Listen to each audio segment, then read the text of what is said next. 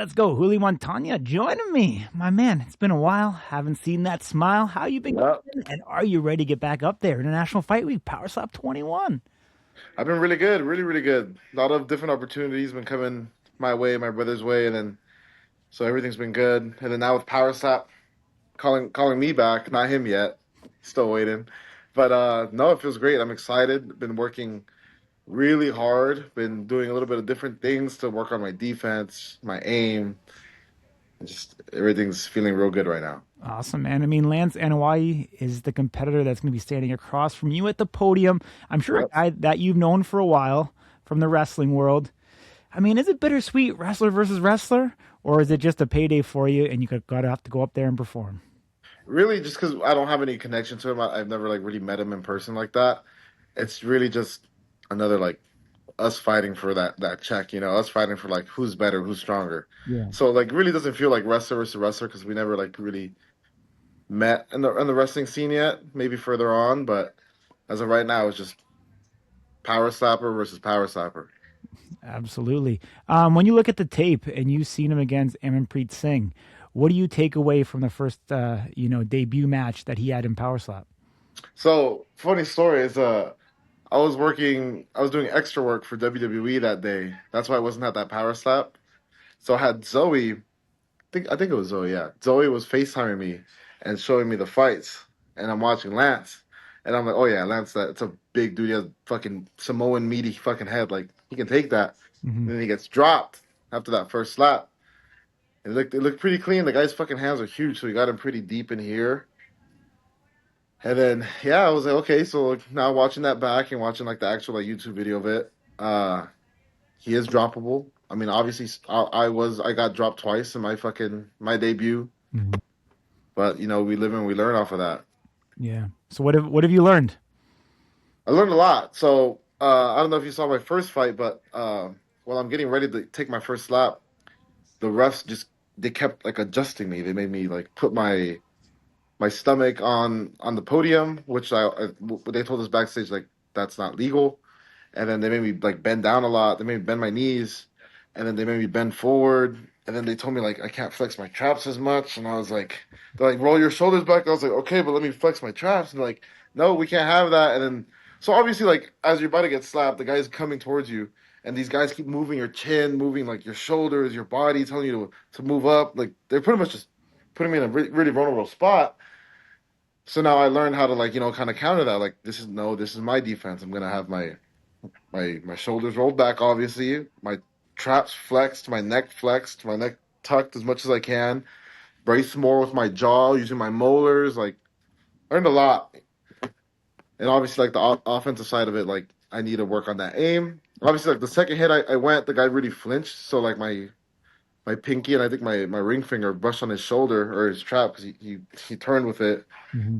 So now I'm like, my coach didn't call that flinch. He told me, he was like, hey, he flinched. Like the refs are gonna call it, and I was like, oh, you should call it. Like call it to make sure they call it. Never happened, but now I know. Like I need to be more vocal if I see something, to speak up, tell the refs, point to the replay. Like I need this. It needs to get reviewed so I can get like another slap in. For sure, man. I mean, I couldn't imagine up there. You go up there with the game plan of how you're going to receive the defensive strike. You get put out, of what you were hoping to do. Obviously, if you lean over the podium, expose your chin, usually it's Yeah, going to be a short night for you. So it doesn't sound like a plan for success.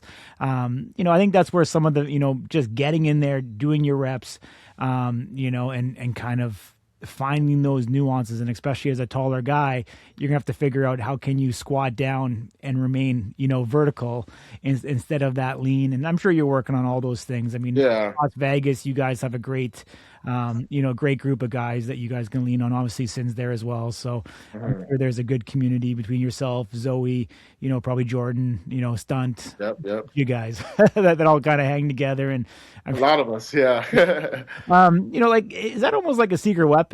Is kind of having that clan that's so close, even though some of you guys are, maybe in the same category, in the same division or not. Like, do you feel like that as you guys grow, that experience is going to be shared amongst each other?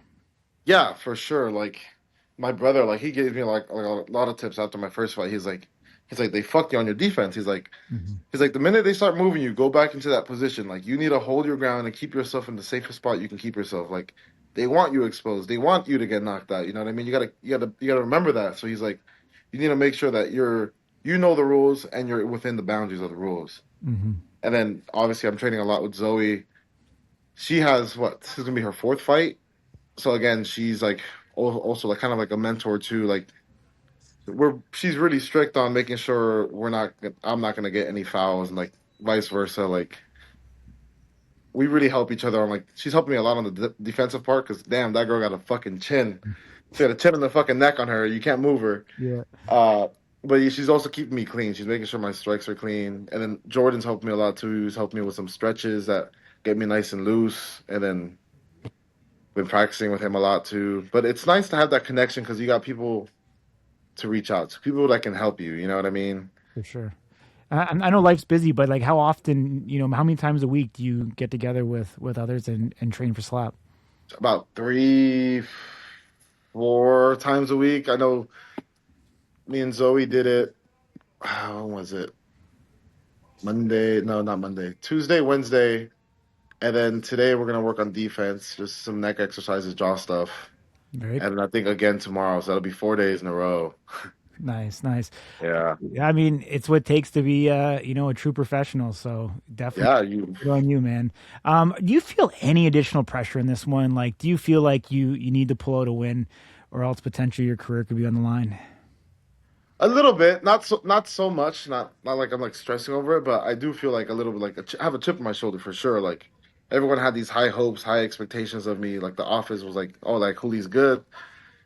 And then just for me, like obviously, like the foul that happened on the slap that I took, the second slap that I took, like that really like I wouldn't say bothered me because like calls happen. Sometimes they don't go your way, sometimes they do. But for me, like I had all these people like expecting me to win, like wanting me to dominate, and for me to like not capitalize on my slaps, like my defense was messed up. Like now I'm like I need to get all of those things right so I can prove to everyone like how good I really am, like what I can really do. Like I want to prove that what happened to me in my first fight was a fluke. Yeah. For sure. I mean, that was that Power Slap 17. So you fast forward now 4 events. I'm sure it probably felt like an eternity for you to want to be able to right the wrongs that took place that first time. Like we know what you've learned. How do you game plan for a guy like Lance, and how do you game plan to come out with a W in this match? Like I said, Lance has also been dropped. So they're not gonna say like he doesn't have he has a strong neck and a strong chin, obviously, but it's doable. I think the guy he went against was pretty big dude, but I feel like since it was his first slap too, like didn't have as much power and speed into his slap. So I feel like I have a lot of power from like the training we've been doing. Like I've been training obviously with other heavyweights. They're like, holy shit, that's a lot of power, a lot of speed for a guy your weight. Yeah. And then so I've been working on that, and I feel like I can really capitalize on that. I just need to make sure I can eat a shot. As long as I can eat a shot, I'm pretty confident I can take him down. Yeah. I mean, even your brother Ro has admitted that you're the more athletic of the two. Yeah, I do all the work when we wrestle. Still, You still have to carry him? yeah. You ever bug him? Be like, hey man, I'm carrying you on my shoulder tonight. Oh, lately, yeah, I'm like, hey, bro, like I'm tired, I'm hurt. Like you need to do some of the work tonight. Oh, that's too funny, man. One last one for me to let you run. But if Lance watches this interview, what do you want to say to him? Lance, I have respect for you. You can respect me or you cannot respect me, but I'm not gonna go down easy. I know you're not gonna go down easy. Let's have a fucking real heavyweight fight where we're just throwing haymakers at each other. Haymaker slaps, you know what I mean? But I'm gonna treat this fight with a lot of respect, and may the best man win. Amazing, man. I appreciate you. Look forward to seeing you get up there and compete again at Power Stop 21. Take care, and we'll see you in Las Vegas. You too. See ya.